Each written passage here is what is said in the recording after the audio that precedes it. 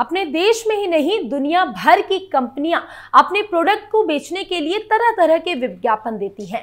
भारत में भी आए दिन हम टीवी पर या किसी सामान के पैकेट पर ऐसे स्लोगन देखते हैं और इनकी असलियत से दूर दूर तक कोई नाता नहीं होता है। कंपनियां ऐसे स्लोगन के साथ अपना सामान बेचती रहती हैं और हम सच जानते हुए भी चुपचाप इन्हें खरीदते रहते हैं। लेकिन क्या हो अगर कोई व्यक्ति इनके दावों को झूठा साबित करते हुए इन्हें अदालत लेके चले जाए और कोर्ट का फैसला भी आ जाए। एक ऐसा ही मामला सामने आया है जिसका पूरा कच्चा चिट्ठा खोलेंगे। नमस्कार, स्वागत है आपका हमारे खास प्रोग्राम कच्चा चिट्ठा में और मैं हूं आपके साथ प्रियांशी मिश्रा। झूठे विज्ञापन को लेकर केस, कोर्ट ने ठोका लाखों का जुर्माना। शाहरुख खान से जुड़ा है मामला, किसने किया था कंपनी पर केस? जिस प्रोडक्ट का चेहरा बॉलीवुड के किंग कहे जाने वाले शाहरुख खान थे, उस पर लाखों का जुर्माना लगा है। दरअसल उपभोक्ता फोरम ने फेयर एंड हैंडसम क्रीम बनाने वाली कंपनी इमामी पर 15 लाख रुपए का जुर्माना ठोका है और ये जुर्माना गलत प्रचार पर ठोका गया है। इस कंपनी के खिलाफ एक ग्राहक ने मामला दायर किया था। ग्राहक इस बात से नाराज था कि कंपनी के दावे के मुताबिक वो क्रीम लगाने के 3 सप्ताह के भीतर गोरा क्यों नहीं हुआ। फोरम ने आदेश दिया कि इमामी कंपनी शिकायत करने वाली ग्राहक को 50,000 रुपए का हर्जाना दे और साथ ही 14.5 लाख रुपए की धनराशि दिल्ली के उपभोक्ता कल्याण विभाग में जमा करवाए। फोरम ने इमामी को यह भी आदेश दिया कि वो शिकायत दर्ज करवाने वाले व्यक्ति को 10,000 अलग से दे। ये धनराशि मुकदमे में खर्च हुए पैसों के बदले दी जा रही है।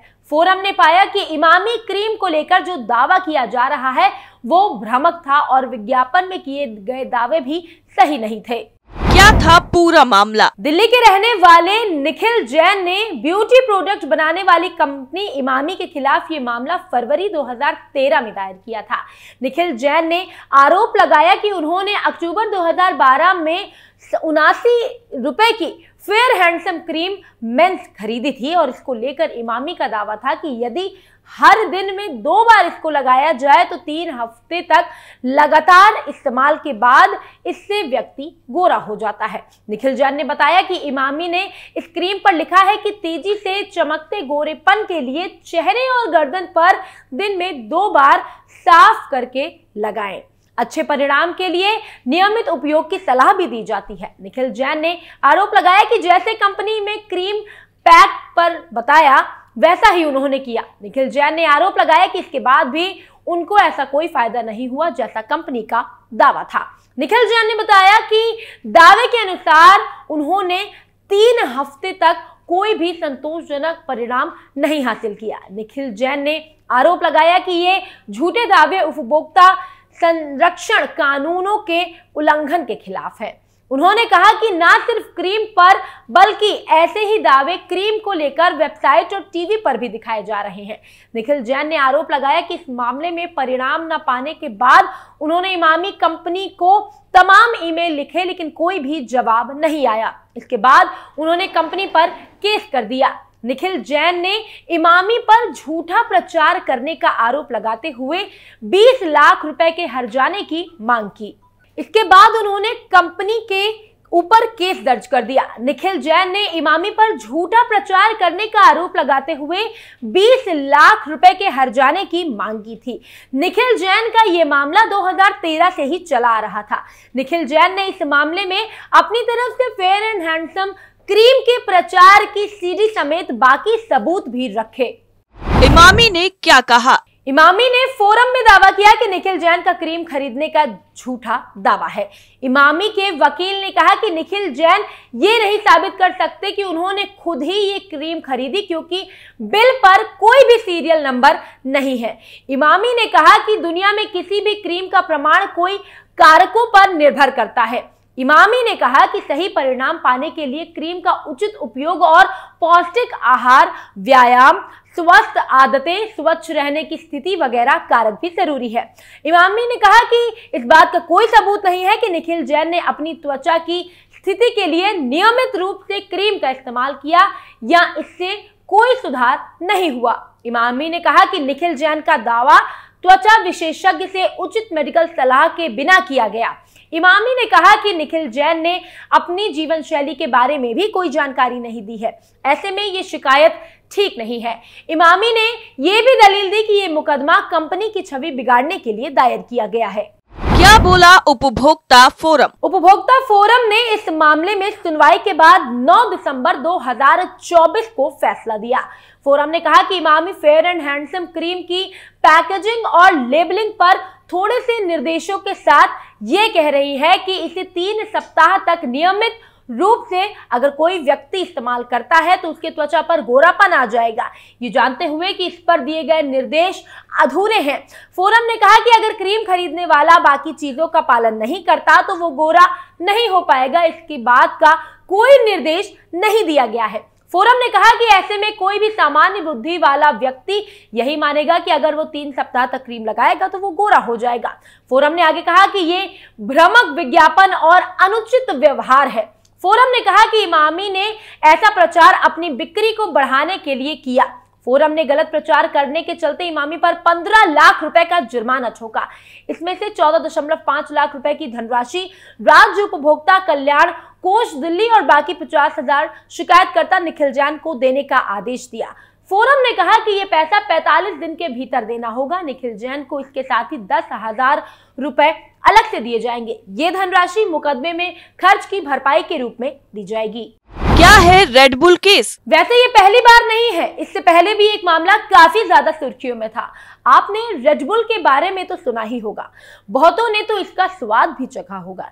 इस एनर्जी ड्रिंक को तैयार करने वाली कंपनी पर कनाडा के एक व्यक्ति ने केस कर दिया था और बाद में उसे जीत भी लिया। आपको बता दें कि ये एक एनर्जी ड्रिंक है। इसे बनाने वाली कंपनी दावा करती है कि इसे पीने के बाद इंसान के अंदर नई एनर्जी आ जाती है और उसका आलस दूर हो जाता है, जबकि इस पर किए गए रिसर्च में कहा गया कि ये ड्रिंक एक कप कॉफी या एक ऐसे पेय पदार्थ से ज्यादा असरदार नहीं है। इसमें कैफीन पाया जाता है। रेड बुल दुनिया के लोकप्रिय ड्रिंक में से एक माना जाता है और इसका सेवन करने वालों की संख्या काफी ज्यादा है। कंपनी अपने इस प्रोडक्ट के स्लोगन में दावा करती है कि red bull give you wings, मतलब कि रेड बुल आपको इतनी ऊर्जा देगी कि आप उड़ने लगेंगे। ऐसे बहुत से स्लोगन हैं जो आपके सामने सामान को झूठी गुणवत्ता करते हैं। इस पर कोई ध्यान नहीं देता, लेकिन रेड बुल के इस स्लोगन पर कनाडा के माइकल एड नामक शख्स ने विशेष ध्यान दिया। माइकल ने साल 2016 में कंपनी के खिलाफ कोर्ट में यह कहते हुए मुकदमा दायर किया कि कंपनी के दावे झूठे हैं। वो पिछले कई सालों से रेड बुल पीता आ रहा है, लेकिन उसे पंख नहीं मिले। कंपनी का यह स्लोगन झूठा है और इस ड्रिंक से कोई फायदा नहीं होता है। माइकल के मुकदमे के बाद यह मामला हर किसी के संज्ञान में आया। 2 साल तक केस चलने के बाद रेड बुल समझौता करने के लिए मान गई। कंपनी को 8,50,000 कैनेडियन डॉलर यानी लगभग 91 करोड़ रुपए हर्जाने के तौर पर चुकाने पड़े।